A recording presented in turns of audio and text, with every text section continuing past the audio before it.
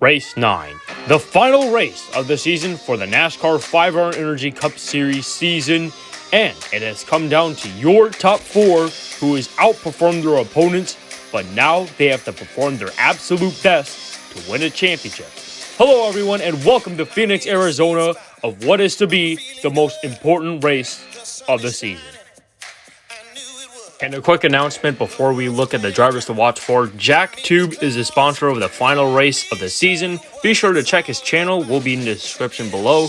Championship contender Chase Elliott starting on the pole position, making his 3rd appearance in the Championship 4, looking to go win his 2nd NASCAR 5 Energy Cup Series championship, along with the 19 of Marjorie Jr. making his 1st appearance, starting in the 2nd position, and looking to win his 1st championship. Rocking that beautiful blue HendrickCars.com Chevrolet is Kyle Larson, who of course won the real-life NASCAR Cup Series championship about a month ago, but he is not in the Championship 4 in this series. He looks to have a fun day as he is ready to unleash a fast Hendrick Motorsports motor. The Rainbow Warrior, Jeff Gordon, my mistake, it's William Byron in the 24, making his 2nd appearance in the championship race, trying to return to the iconic 24 machine back to his championship winning ways as it starts in the position number 6. Our 4th and final Championship 4 contender, Brennan Poole, finds a 2nd shot at the title. This is going to be his last race of the series as a new team is going to replace them for the next gen era in Season 5. He hopes to end his career with a strong last breath. How about Matt DiBenedetto in the top 10, struggling all season long, losing his ride to Harrison Burton for next year, but he wants to end off the season like Brendan on a good note. Brad Keselowski in his final start for Team Penske starts behind his affiliate teammate to give the 2-car 10 more laps of memories before he heads off to become a driver and team owner at Roush Fenway Racing that will be rebranded to Roush Fenway Keselowski. Before we go sidetrack for the command, a special guest gets to say the famous words of all motorsports, and please welcome my gal, Liz. Drivers, start your engines.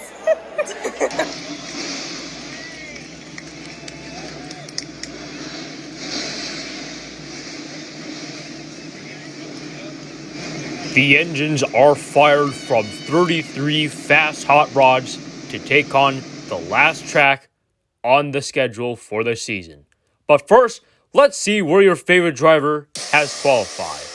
On pole is your Season 1 champ Chase Elliott, and right behind him is stage winner MTJ. It's the Kyle and Kyle row, Kyle Larson and Kyle Busch. Young Ryan Blaney and Willie B. Byron making up row 3. Then right behind them in the 4th row is Joey Logano and championship contender Brennan Poole.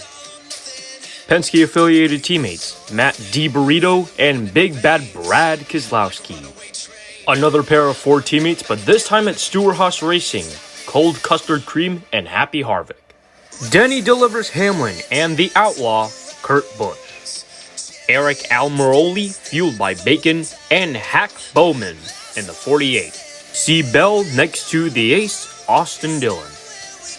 The 17 of Chris Buescher and the 42 of Ross Chastain making up row 10. Row 11, Chase Briscoe and Rocket Man Ryan Newman potentially making his final start. Row 12, the 23 of Bubba Wallace and the 8 of Tyler Reddick. Corey LaJoie and that Jones boy, Eric Jones, making up row 13. Front row motorsport teammates, the 38, Anthony Alfredo, and the 34 of Michael McDowell. Monterrey, Mexico's very own Daniel Suarez starts in front of the 47 of Ricky Stenhouse Jr. My boy CST31 Racing Network's favorite driver, Ty Dillon, the GOAT, starting next to the 37 of Ryan Preece. And starting in the final row, row 17, the 77 of Jamie McMurray. Ryan Newman will not return to the 6th car next year and does not have any plans for the 2022 season, but let it sink in that this might as well be Ryan Newman's final race in the NASCAR 5-Hour Energy Cup Series.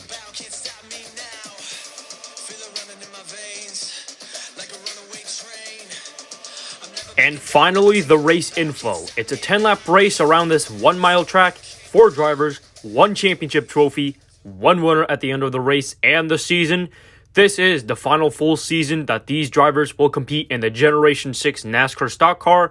And as already mentioned, the final race of the NASCAR season.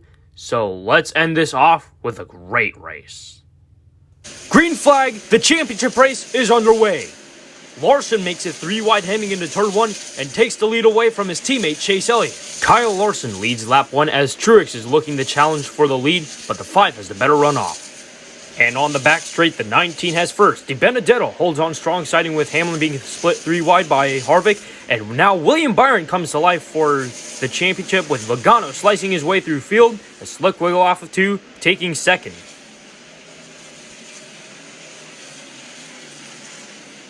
Rivals in Cup going after each other into turns, but who saw Christopher Bell coming into the picture with the fast number 20 Toyota? Looking to claim his first halfway bonus as he does. Truex comes across the line third, leading the championship hunt, and DiBenedetto takes the last point spot. Byron dropping positions as he goes. Something good needs to happen to the 24 as he's barely keeping up with the other 3. Spinner in turn 2, McDowell into the outside wall, brings out the first caution of the day. And just when I talked about Willie B over there, something dramatic happening in right there, proceeding to make my statement become a reality.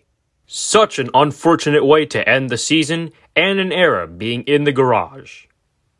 Restarting on the 8th lap out of 10, as you saw right before the caution flag flew in the air, Elliott took the championship lead back, and hopefully the 24 team regained their focus to compete in the race, which is what Random Reviews, their sponsor, needed to continue the championship battle. But in the meantime, J. Dude RN is in a comfortable position. We're back to racing. Bell blocks his teammate, allowing Chase Elliott to retake the lead, and Byron splitting Logano and Bell 3 wide for 4th place, 2 to go from Phoenix. 2 heavyweight championship contenders of this season battling out, fighting every inch of the track surface. Trouble in turn 3. McMurray and Ty Dillon crash out of the competition. Second caution flag waves, and this changes everything. An untimely caution to fly out for Truex and Elliott coming to the white flag, but Dillon got loose underneath the 77 as they were going 3 wide with Priest, overcorrects, and ends both of their days. And according to this picture, at the time, Martin Truex Jr. took the lead away from Chase Elliott when the caution flag flew. Here are the victims of the wreck joining Front Row Motorsports' Michael McDowell in the garage. And again, at it one more time, Ty Dillon gets loose underneath the 77, and into the wall they go. It's overtime, and like I said, that late caution changes everything. Here we go, 2 laps. Keselowski slow and gets turned by Busch, who gets turned into the outside wall, and Wallace slams the 23 machine into the chaos, being the big one here at Phoenix.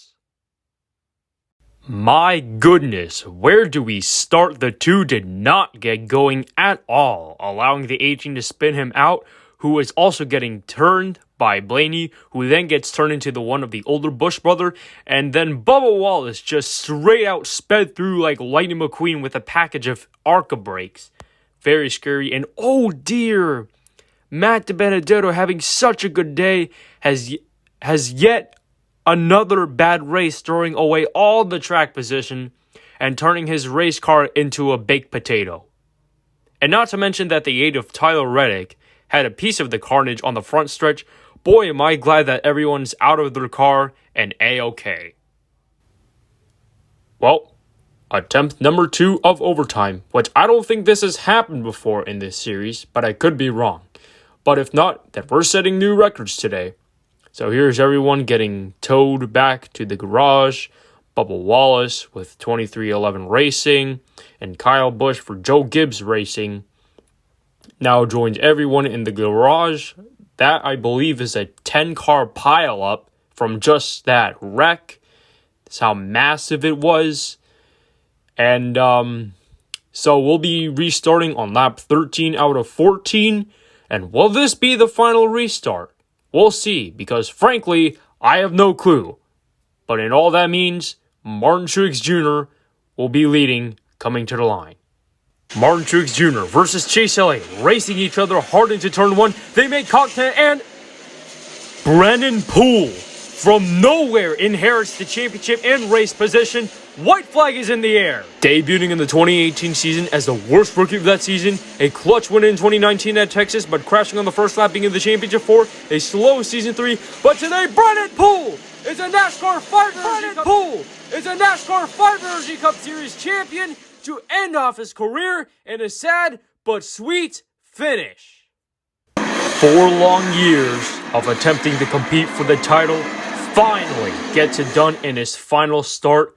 And this championship race won by Poole, a note from Upper Groove Racing, aka Tim Hortons Cup Series, the biggest championship upset in stop motion history.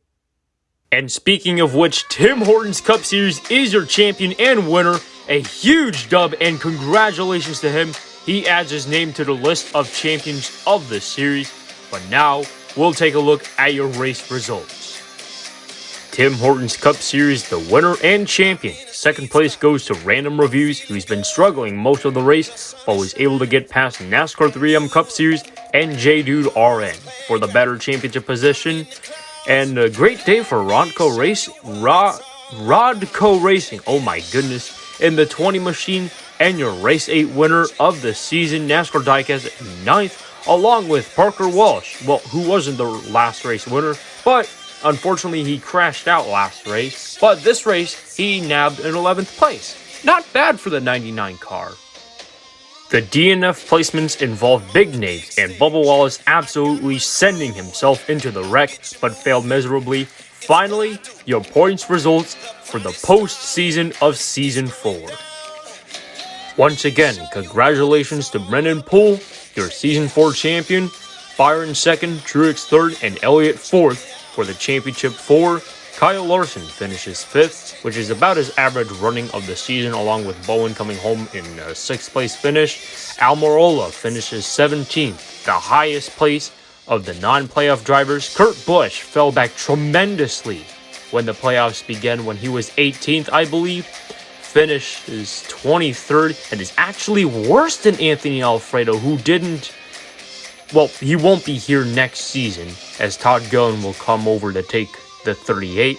Other than that, that is it. We head into the off-season, and I want to thank all of you for tuning in into the season and enjoying every moment there was, which I really appreciate. We'll be back for Season 5 for the NASCAR 5-Hour Energy Cup Series at the beginning of March. But until then, this is Hendrick Fan 24/7 signing off.